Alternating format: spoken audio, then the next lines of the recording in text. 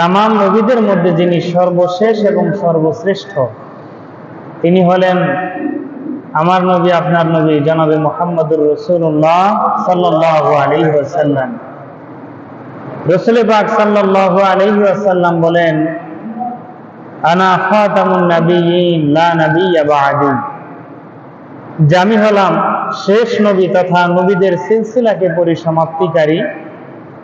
কিয়ামতের পূর্বে আমার পরে আর কোন নবী কিংবা রাসূল পৃথিবীতে নবুয়ত কিংবা রিসালাত নিয়ে আসবে না।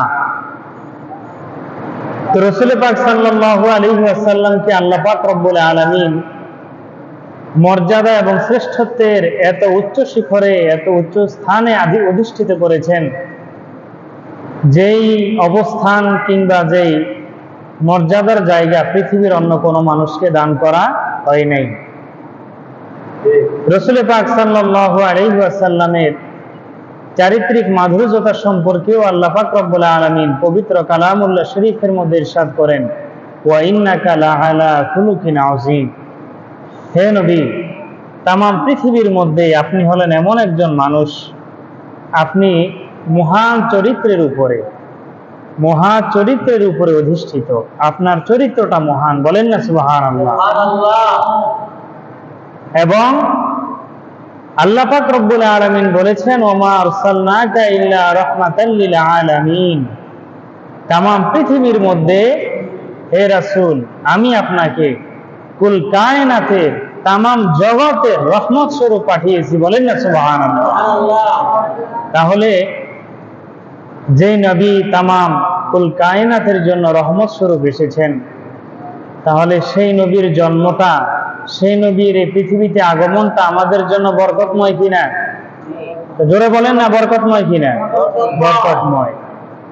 যেহেতু লাইলাতুল বারাত বলেন, লাইলাতুল কদর বলেন, কোরআন বলেন, যত নিয়ামতের কথা বলেন, সব কিছু আমরা অর্জন করেছি রাসূলুল্লাহ সাল্লাল্লাহু আলাইহি ওয়াসাল্লামের কারণে।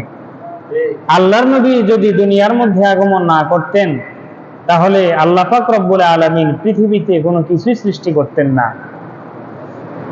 লাউলা কালামা খালাকতুল আফলাক, হে রাসূল আপনাকে যদি আমি সৃষ্টি না করতাম, তামাম পৃথিবীর আকাশ জমিন লৌহ কলম আরশ কুরসি তামাম মাখলুকাতের কাউকেই সৃষ্টি করতাম না, বলেন না সুবহানাল্লাহ। তাহলে সেই নবী মুহাম্মদুর রাসূলুল্লাহ যেদিন এই পৃথিবীর মধ্যে আগমন করেছেন, সেই মাসটা ছিল এই রবিউল আউয়ালের মাস। কোন মাস? রবিউল আউয়ালের মাস। এবং সোমবার দিন রাসূল পাক সাল্লাল্লাহু আলাইহি ওয়াসাল্লাম জন্মগ্রহণ করেছিলেন। সাহাবায়ে কেরাম রাসূল পাক সাল্লাল্লাহু আলাইহি ওয়াসাল্লামকে সোমবার দিনে রোজা রাখা সম্পর্কে জিজ্ঞাসা করলেন। রাসূল পাক সাল্লাল্লাহু আলাইহি ওয়াসাল্লাম বলেন, ফিহি উলিতু, এই সোমবার দিনে রোজা রাখার কারণ হলো এই সোমবার দিনেই আমি নবী দুনিয়ার মধ্যে জন্মগ্রহণ করেছি, বলেন না সুবহানাল্লাহ।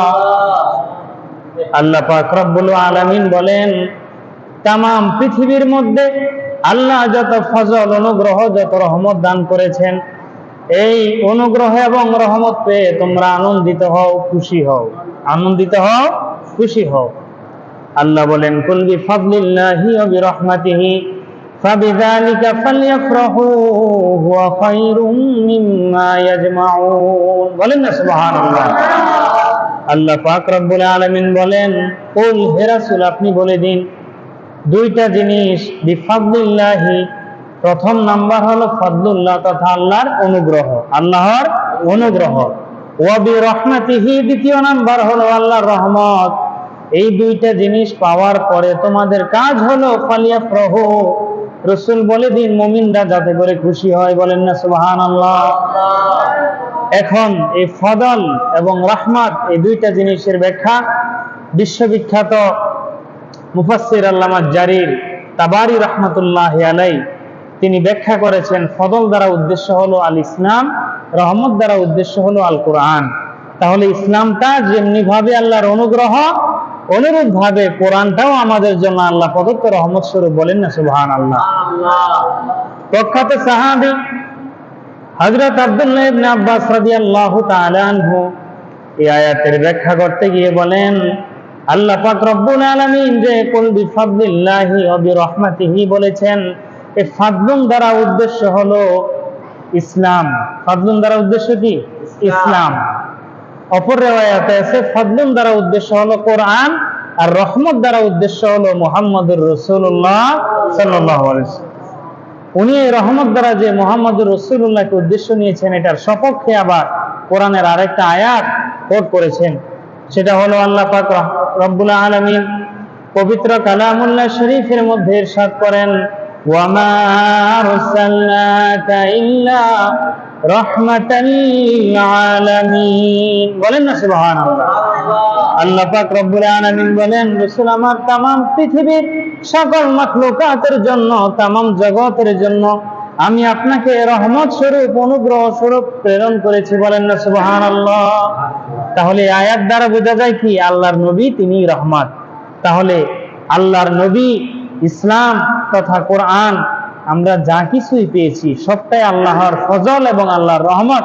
সুতরাং এই সবগুলি বস্তু পেয়ে যদি আমরা খুশি না হই, তাহলে আল্লাহর নেয়ামতের শুকরিয়া আদায় করা হবে না।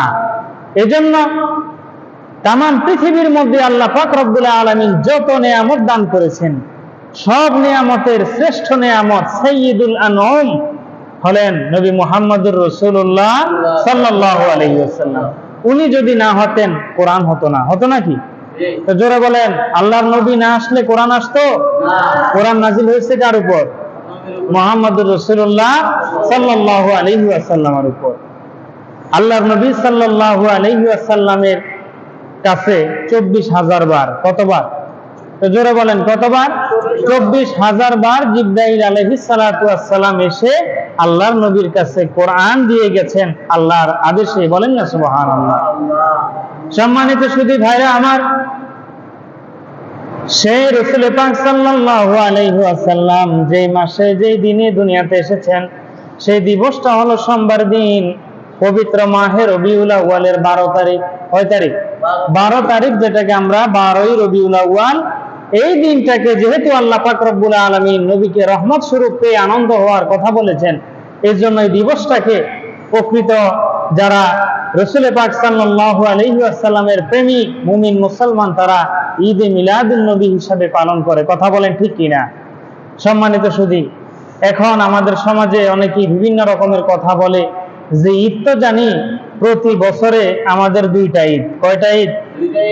রাসূল পাক সাল্লাল্লাহু আলাইহি ওয়াসাল্লাম যখন মক্কা থেকে হিজরত করে মদিনায় গেলেন, সেখানে গিয়ে আল্লাহর নবী সাল্লাল্লাহু আলাইহি ওয়াসাল্লাম বলেছেন, ইন্না লিকুল্লি কওমিন ঈদান ওয়া হাযা ঈদুনা।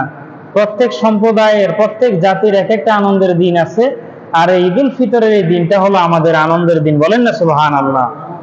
তাহলে বছরে 2টা ঈদ, যদি আমরা মিলাদুন নবীর দিবসটাকে ঈদ হিসাবে গ্রহণ করি, তাহলে তো ঈদ 3টা হয়ে যায়। এরকমের প্রশ্ন, এরকমের কথা অনেকে আপত্তি উত্থাপন করেন।